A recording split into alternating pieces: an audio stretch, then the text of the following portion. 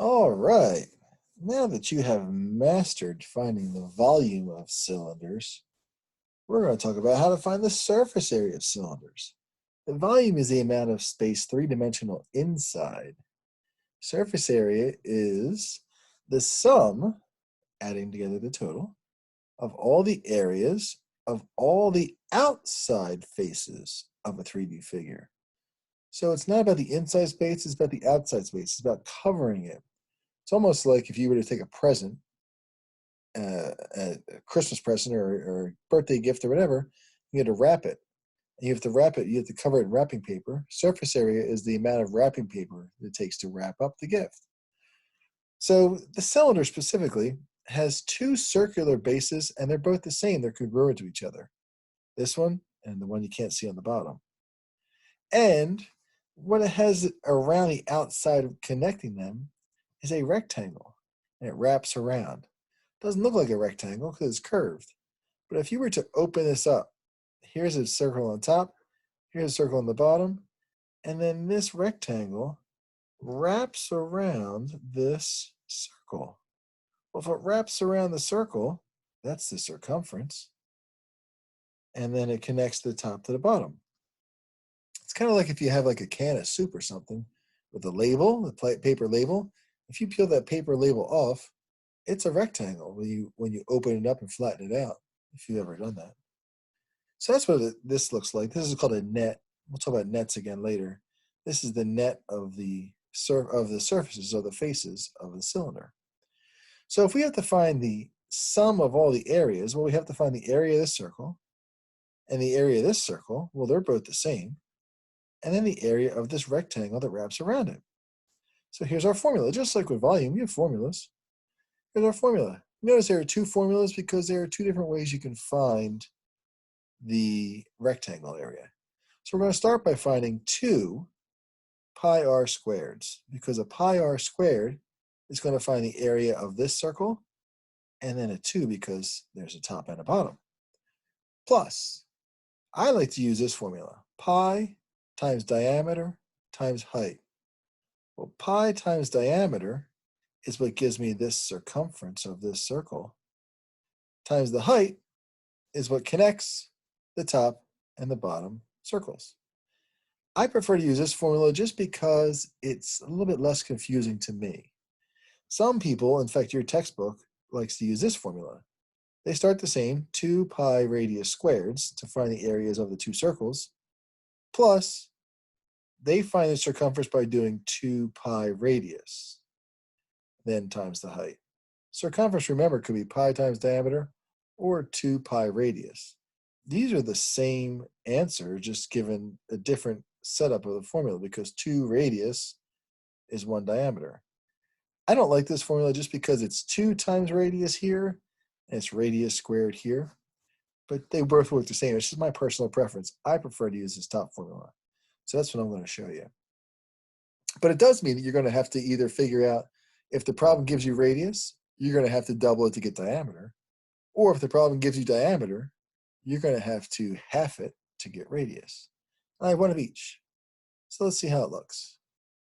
I want to know the surface area of that cylinder. Well, they tell you to use 3.14 for pi. Don't forget that. And they give you the radius. This is the radius, is 3. That means that if I continue this all the way across, the diameter would be 6. And I'm going to use them both in my formula. And then this 6 connects the circle to the circle. This is the height. So now I'm just going to put my numbers in place. So surface area is equal to 2 times 3.14 for pi times the radius 3 squared plus pi 3.14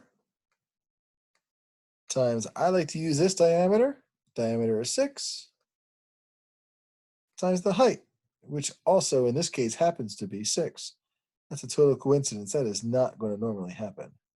Don't get used to that. So now I just have to do some button pressing here. So it's 2 times 3.14 times 3 squared, which I can do in my head, that's 9, plus 3.14 times 6 times another 6. Gives me a grand total of 169.56.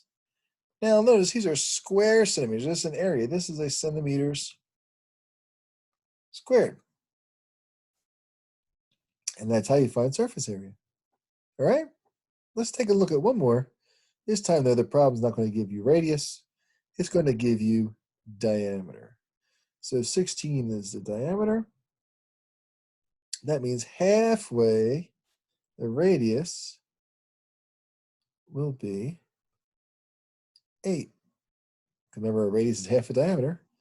And the 13 is the height. So let's put some numbers in place. Put this formula on your reference sheet so you have it. Or the other one if you prefer to use the 2 times pi times radius here. Again, it's just my personal preference. They both give you the same answer. So I'm going to start with 2 times the decimal for pi, 314, times the radius squared. Radius is 8 squared. Some of you are already taking this 8 squared and making it 64 and putting it into the formula. Perfectly fine. It means you don't have to square it in the formula. If you can do that square in your head and put the 64 in there already, great idea. Times pi, 3.14,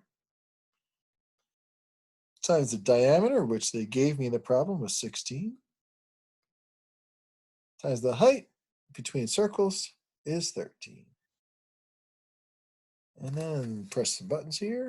2 times 3.14 times 8 squared is 64 plus 3.14 times 16 times 13 equals. Notice I just did it all in one step on my calculator because the calculator will follow the order of operations.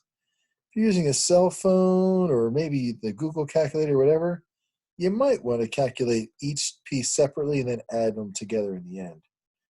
I'm not sure how they work out.